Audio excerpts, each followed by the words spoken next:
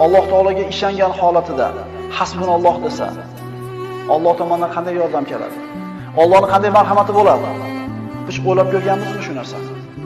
Qachon bandalar bir yuragidan faqat Allohning o'ziga ishonib turib hasbunalloh deganda qanday marhamatlar, karomatlar, mo'jizalar sodir bo'lganini Alloh Qur'onda bayon qiladi.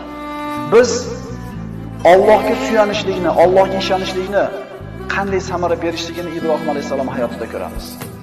Hasbunalloh. Bizga Allohning o'zi kifoya. U zot eng yaxshi ishonchli vakildir dedi. Qarang, bitta odam bo'lsa aytadi, qo'ylar yosh ekan, bilmay qilib qo'yibdi, bo'pti deydigan birorta odam yo'q. Ina Ibrohim alayhisalomga kerak emas. Holati tang, ahvoli og'ir. Hozir o'tga o'ltirishiga aniq, hech kim yonini olmaydi. Lekin mana shu holatda nima dedi? Allohning o'zi bizga kifoya dedi.